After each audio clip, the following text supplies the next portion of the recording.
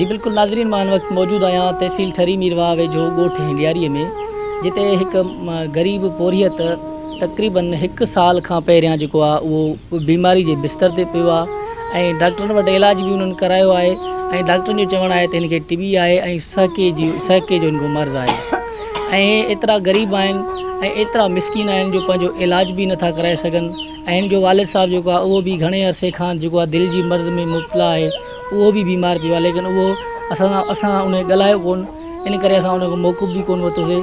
बहरहाल उनजो पुटु आहे मंज़ूर दस्ती, 21 या 22 सालनि जी उनजी उमिरि आहे, जंहिंखे डॉक्टरनि टीबी जो मर्ज़ ॿुधायो आहे ऐं उन्हनि वटि एतिरी वसियत न आहे जो पंहिंजे बचे जो इलाजु कराए सघनि। असां सां मौजूदु आहिनि उनजा वालिद साहब, उनजी वालिदा साहब ऐं उनजो भाइर असां सां गॾु आहिनि। अचो त कुझु उन्हनि खां पुछूं त उन्हनि जो छा चवणु आहे।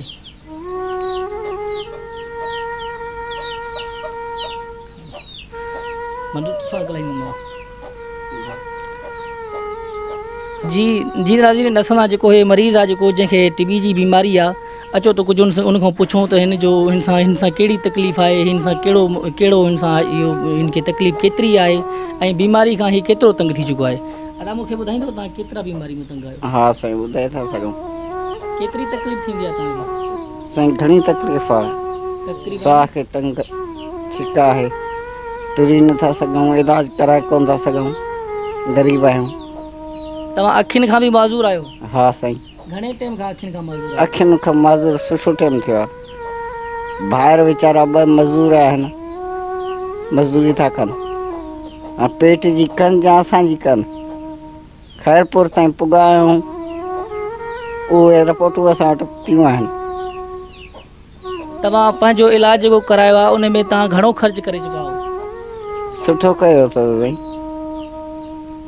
हाणे तव्हांजी बीमारी खे घणो टाइम थियो आहे? जेतिरे वक़्त खां तव्हां बीमार आहियो ऐं तव्हां पंहिंजी बीमारी जे बिस्तर ते पिया आहियो, घणो टाइम थियो आहे तव्हांखे? सुठो टाइम थियो आहे साईं, उहो पियूं आहिनि रिपोर्टूं। तव्हांजी कंहिं मदद कई आहे? आला अमलदार, MPA या MNA या कंहिं बि न साईं, कंहिं बि न।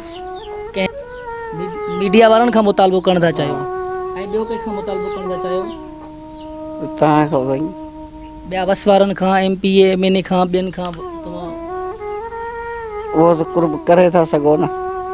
जी बिल्कुलु नाज़रीन, मां ॿुधो त हीउ मंज़ूर अली दस्ती जेको 21 सालनि जो आहे, हीउ अखियुनि खां बि महरूम आहे ऐं हिन वक़्तु हिनखे टीबीअ जी बीमारी आहे। हिन वटि हिन जे वालिदनि वटि ऐं हिन जे वालिद साहब वटि एतिरा पैसा न आहिनि जो हिन जो इलाजु कराए।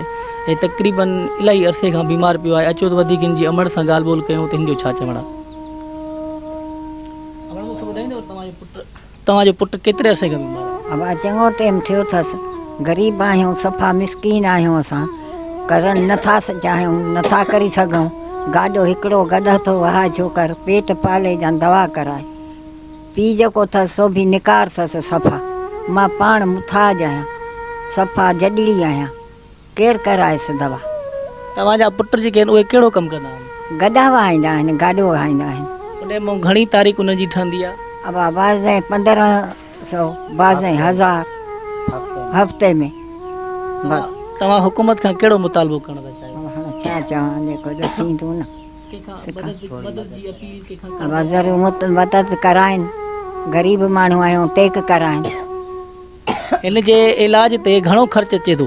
अब हाणे ख़र्च अलाए घणो थो अचे, मां नथी कूड़ नथी हणा चङो। इनखे तव्हां कहिड़े अस्पताल में खणी विया हुआ जिते तव्हां हिनजो इलाजु करायो आहे? अब ख़ैरपुर गंबट ठरी असां एतिरो पियूं मज़ूरी खाऊं, दवा कराए कराए थकिजी पिया आहियूं, पैसो ॾो करनाए जो वरी खणी भॼूं। न पोख कयूं न राही कयूं, मज़ूरी ते गुज़ारो आहे बसि। बिल्कुलु नाज़रीन, जीअं मां ॿुधो त ॻोठ मियों ख़ान दस्ती में हिंडियारी लॻ जेको हे मरीज़ आहे मंज़ूर हुसैन दस्ती, उनखे टीबी जी बीमारी आहे ऐं ॿिन्ही अखियुनि खां महरूम बि आहे ऐं हिननि वटि एतिरी वसियत न आहे जो पंहिंजो इलाजु कराए सघनि ऐं पंहिंजे बचे जो सुठी कंहिं अस्पताल में इलाजु कराइनि। ऐं वधीक तव्हां इहो बि ॿुधो त हे जेके हिन जा भाइर आहिनि उहे मज़दूरी कंदा आहिनि, दाया जी मज़दूरी कंदा आहिनि, मतिलबु कि भठनि ते सिरूं खणी उते पहुचाईंदा आहिनि। उन्हनि मां इन्हनि खे 400 रुपया या 500 रुपया हिननि जी ॾियारी ठहंदी आहे, जंहिंमां ही पंहिंजो पेट गुज़र कंदा आहिनि। वधीक हिननि इहो बि चयो त असां पंहिंजे बचे जो इलाजु नथा कराए सघूं ऐं हुकूमत खां इहो ई मुतालबो था कयूं त असांजी मदद कनि ऐं कंहिं अस्पताल में असांजी कंहिं अस्पताल में असांजी एडमिट करे ऐं हिन असांजे मरीज़ जो इलाज सां गॾु न्याज़ दस्ती सोच TV न्यूज़ ठरी मीरवा।